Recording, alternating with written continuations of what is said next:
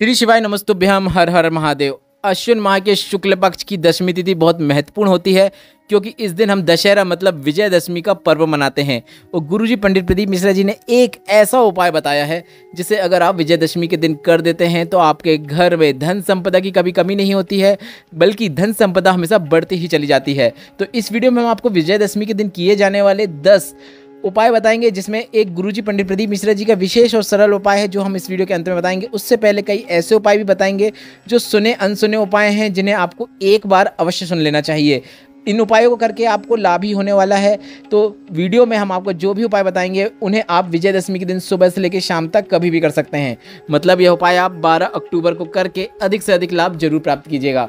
सबसे पहला उपाय जो है धन संपदा वृद्धि के लिए विजयदशमी के दिन एक सरल और आसान उपाय है।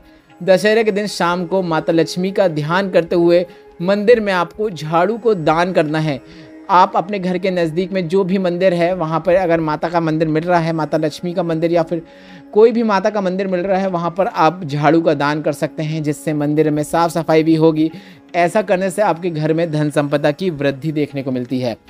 दूसरा उपाय नौकरी और व्यापार में सफलता प्राप्त करने के लिए एक विशेष उपाय है।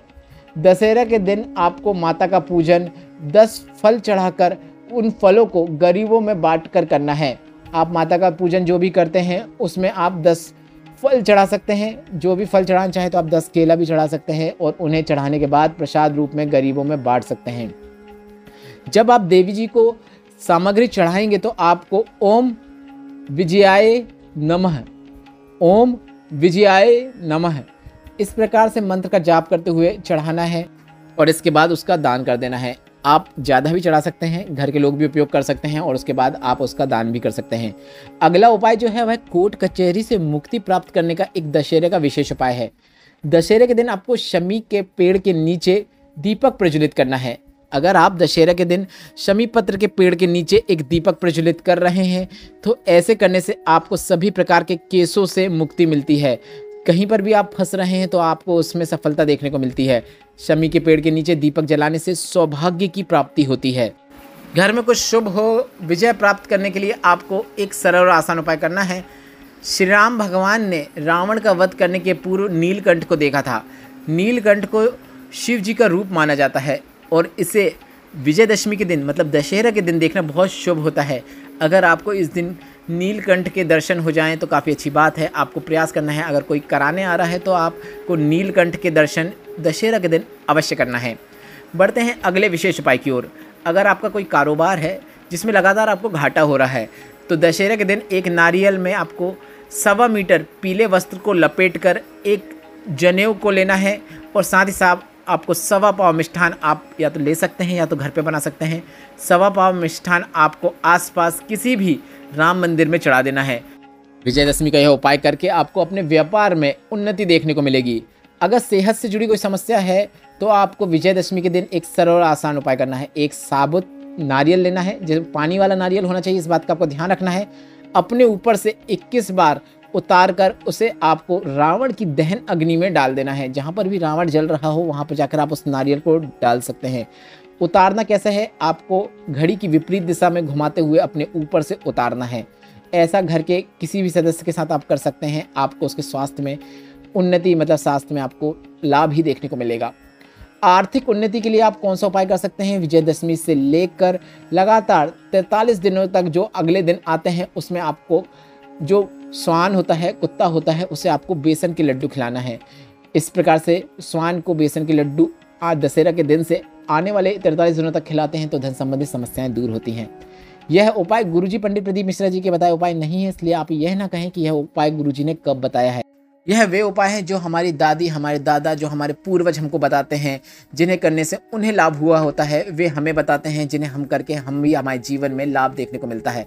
गुरुजी पंडित प्रदीप मिश्रा जी का बताया उपाय हम आपको इस वीडियो के अंत में अवश्य बताएंगे। अब इसके साथ ही आप अगर किसी संकट में है, उस संकट से मुक्ति प्राप्त करने के लिए आपको दशहरा के दिन सुंदरकांड करवाना है। सुंदरकांड करवाने से जिस घर में भी सुंदरकांड होता है उस घर से सभी प्रकार के रोग और मानसिक परेशानियां दूर हो जाती हैं। इसके साथ ही आप सकारात्मक ऊर्जा के लिए दशहरा के दिन एक सरल और आसान उपाय कर सकते हैं। एक फिटकरी का टुकड़ा लेना है, सभी घर के सदस्यों के ऊपर से उसे उतार कर ऊपर छत में कहीं सुनसान में आपको उसे अपना इष्ट देव का ध्यान करते हुए, कुल देवी देवता का ध्यान करते हुए छोड़ के आ जाना है। मतलब घर के सभी सदस्यों के ऊपर से फिटकरी घुमा लेना है। इसके बाद आपको उसे अपने ही घर के ऊपर इष्ट देव का नाम लेते हुए या फिर अपने कुल देवी देवता का नाम लेते हुए फेंक देना है। इस प्रकार से घर से नकारात्मक ऊर्जा दूर होती है, घर में क्लेश नहीं होता है और घर में आपको सुख शांति देखने को मिलती है।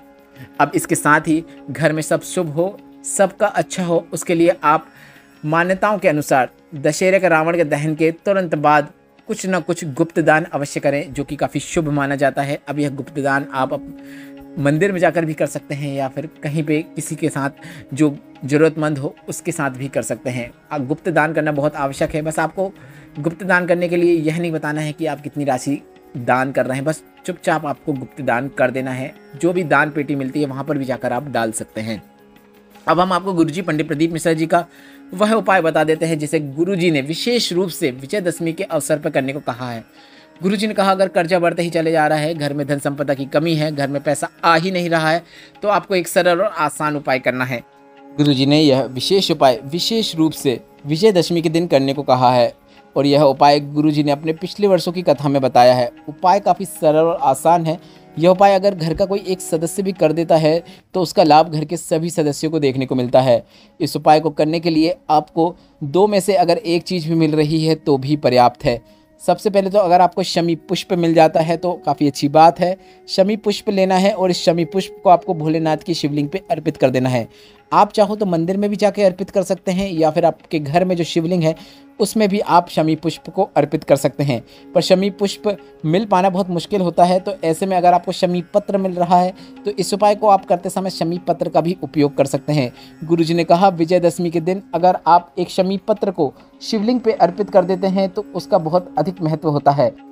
14 करोड़ सोने की मुद्रा का जो दान करने का फल प्राप्त होता है वह हमें एक शमी पत्र को शिवलिंग पे अर्पित करने से प्राप्त हो जाता है। इस उपाय को करते समय आप इस बात को ध्यान रखें कि शमी पत्र जब आप शिवलिंग के ऊपर अर्पित करेंगे तो शमी पत्र की जो डंडी होगी वह जलाधारी की ओर होना चाहिए। इस बात का आपको विशेष ध्यान रखना है। यह उपाय करते समय आपको श्री शिवाय नमस्तुभ्यम या फिर नमः शिवाय या फिर ओम नमः शिवाय मंत्र का उच्चारण भी अवश्य करना है। गुरुजी ने कहा, आपको शमी पत्र को विजयदशमी के दिन भोलेनाथ के शिवलिंग पर अर्पित करना है। अब आप चाहो तो घर पे भी अर्पित कर सकते हैं, आप चाहो तो मंदिर में जाकर भी अर्पित कर सकते हैं। यह गुरुजी पंडित प्रदीप मिश्रा जी का बताया काफ़ी अच्छा धन प्राप्ति उपाय है। गुरुजी ने कहा, इस प्रकार से शमी पत्र को अगर कोई शिवलिंग पर अर्पित कर देता है उसके घर में कभी भी धन संपदा की कमी नहीं रहती है। हमने एक और YouTube चैनल बनाया है जिसमें हम सिर्फ और सिर्फ उपाय बताएंगे, क्योंकि इसमें हम कथा सार भी बताते हैं। पर सिर्फ आप उपाय जानना चाहते हैं तो आप धर्म की बातें उपाय YouTube चैनल को सब्सक्राइब कर सकते हैं। उसकी लिंक मैंने कमेंट बॉक्स में मेंशन कर दी है। नया चैनल है, आपके सपोर्ट की आवश्यकता है, वहाँ पर आप अपना सपोर्ट अवश्य दिखाइएगा। श्री शिवाय नमस्तुभ्यम। हर हर महादेव।